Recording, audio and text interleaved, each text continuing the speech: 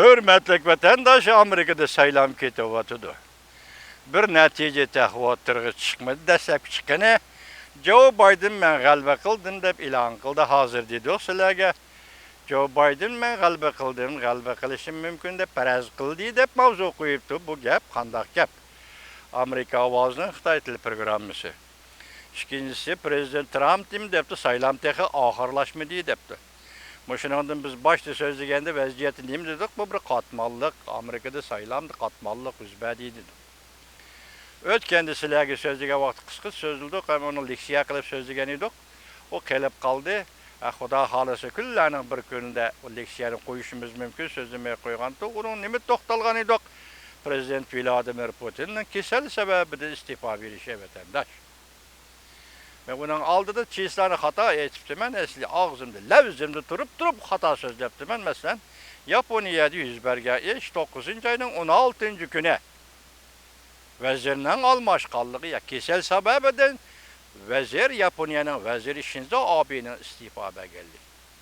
Bugün endi muşu küllerde ya kötünü küllerde 7. 6. küllerde Rusya Prezidenti Vladimir Putin'in kesel sebebinden aldığımızdaki 1. ayda vazifeden istifa berdi qallıqı vatandaş. Endi görüp durupsiz. Muşu arlıqda bir xabar geldi ki, onu men alayda xabar dep tilga almadım. Çünkü men üzemning nazarida taza diqqat qiladigan ish emas deb qarab kelyapman. Mesela Şanghay Hamkorlik Tashkiloti deganda. Bu tashkilot qurilgan kundan boshlab hozirgacha Uyg'ur millatchilariga qarshi turib kelayotgan tashkilot, xalqaro tashkilot. Uygur'a karşı kurulan halkara birliksep, Xitayçı birliksep desiniz mi buldu? Bunun da asası Orta Asya'nı merkez kıldı, Orta Asya'nı kontrol kılıştaki tehdit aytkanda Uygur'a yardım beremdi, bermemdi degen mesele bile Orta Asya'nı kontrol kılış, emniyeti bunda iş mi yok var. Şu yakında men sizme haberde boğan buluşunuz mümkün, belki ihtimallık olan sözde bakay bir işki cümle. Moskova'da Şanghay Hamkorlik Tashkilotining yig'inini chaqirdi. Tak yaqindilar. U qandaq yig'in ekanligini men diqqat qilmadim. Lekin chaqirding. Sen endi 11 ayning 5 kuni, 11 ayning 4 Amerikada saylam bo'layotgan bir paytda bu qatim Moskva taraf Prezident Vladimir Putin sohibxonligida Şanghay Hamkorlik Tashkilotining yig'ini Beijingda chaqirildigan bo'ldi. Bugün 8. ıslah ya ahırlaşkanlığı doğrusu ya başlanganlığı doğrusu ben hiç kanda haber görmedim vatandaş. Tünügülü Moskova'da açtın, bugün demiş tuyuksuz Beijing'de açıdığın bulup kaldın bana mavaminen. Bu vakaya koyduğun sualın fikri vatandaş. Bu fikrim, yüzemden fikri sizi. Ben mülayizi muhakeme kılıp yakışınızı taşlayayım. 8 gün çıkıp değil, ya sizler haber taptığınla değil. Moşundak ciddi vaziyet dedi, kılık ciddi vaziyetini koyup duraylı. Amerika Cumhuriyeti münasebetiyle peyda boğan ciddi vaziyetini bir tarafta koyup duraylı. En halkılık mesele bu 4 yıl Prezident Trump Xitay bilen ilişkan 4 yıl desek bulur. Komünizmge karşı siyaset yürgüzgen 4 yıl desek bulur.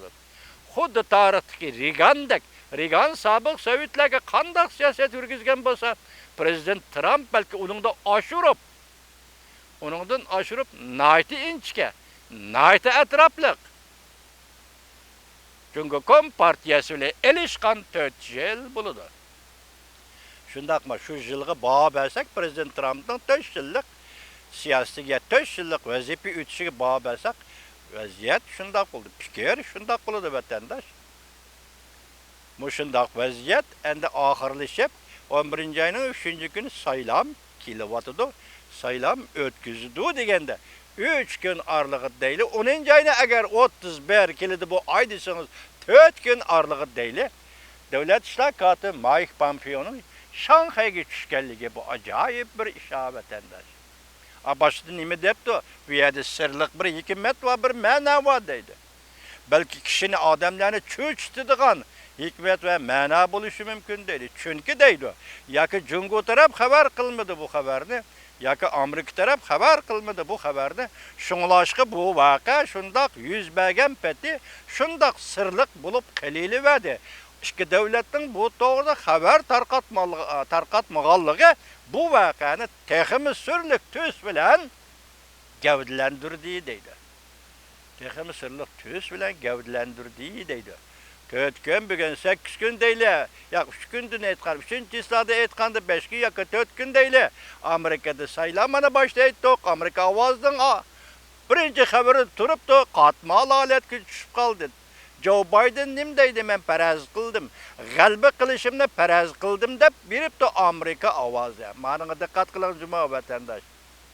Ya da saylam nimişki keçki vatıdı degan sual çıkdı. Ben sizge iş bilemeyim.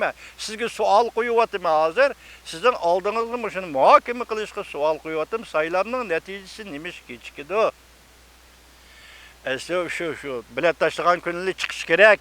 Hazır emdi bu saylamı münasebetliken caylarda ştatlardaki kamlaşmagan bir normal hareketlenme oturga çıkıvatıdı. Bu doğruda Prezident Trump arz kılımen davatı degen nazirlik siyadi sözüldü. Baş, müş gün aralığında Devlet İşler Katibi Mike Pompeo Şanghay'ını ziyaret kıldı. Saylam vaziyeti, saylam rekabeti, saylam ciddiliği, bugün gündeki saylam katmalığı. Hazırgıcı bir neticenin çıkmağanlığı. Kendiniz mi? Hazırgı bir neticenin çıkmağanlığı. Nimini de kandakta bir işi saklap durgandek. Yaki nimini de kandakta bir işi cevap kütüp durgandek. Aklınız hayran kalıdı vatandaş. Başta tahrir nim depti, Cungo'yu nimi talep kılıp bağdı, nimi talep kıldığı vakit emas hazır. Cungo'dan Amerika talep kıldığı vakit emas. Cungo'ya Amerika 5 yıldığı vakit vatandaş. Bile. Çünkü 4 yıl siyaset tapşırılıp oldu. 4 yıl siyaset eçirdilip oldu. Enekliş oldu. Nimi kılmakçı bolğanlık kişilik hukuktan tatıp soğuduğuça, soğuduğundan tatıp her bir iştahıça. Hemmisi diplomatiya hemmisi koyulup oldu 4 yıl içinde. Xitayning aldığı koyulduğun meseleler koyulup oldu vatandaş. Göşürüp gelingan hiç kanda iş yok. Bir yerde fakat hükümet taraflar bilevat, siz biz bilmeyvatımız halas. Siz bilen biz bilmeyvatımız. Hükümetke aydınlaşıp oldu. Hemme narsa koyulup oldu. 4 yıl Prezident Trump hükümeti Amerika hükümetinin nimi deydi kallıkını Xitayga dep oldu. Ben düşündünüz mü? 4 yıl. Endi saylam katmal bulup kaldı. Saylamның neticesi dahi ilan kılınmadı. Amerika Qo'shma Shtatları moyaki bütün dünya bu saylam arkalık nemini kütüvatıdı. Nemi cevap almakçı buluvatıdı. Bu cevaplı kimden almakçı? O cevapның manisi neme? Hazır manilik sırlık davatıdı. O cevapның manisi neme? Nemişki sırlık bulup ketti. Nemişki Şanghay ziyaretine. Sen Devlet İşler Katibi Mike Pompeo'nun Şanghay ziyaretini nemişki ya Amerika taraf, nemişki Cungo taraf haber kılmadı. Ben şu vakt silahı sözlüğe vakt 4. ayının 10. ayının 26. gündüre bu kadar Asya ziyaretinde Devlet İşler Katibi Mike Pompeo'nun Tayvan'ı ziyaret kılış mümkünlüğü var degenizlik yani sözlüğünde mi vatandaşlar? Karana? Tayvan'ı tuyuksuz ziyaret kılışı mümkün diyen idik. Hazır Tayvan emez, Şanghay'ını tuyuksuz ziyaret kılığını bu hakikaten kaltış oldu da bu vatandaş. Şuna müşepeti siz oylap, müşepeti tahlil kılıp bir yerde zaten nemi sır var. Başta etipti o. Bir sırlık hikmet, bir sırlık mana, hatta muşundak tüz, muşundak ray şeklinde bu hakikaten oturup çıktı. Zaten nemi eş.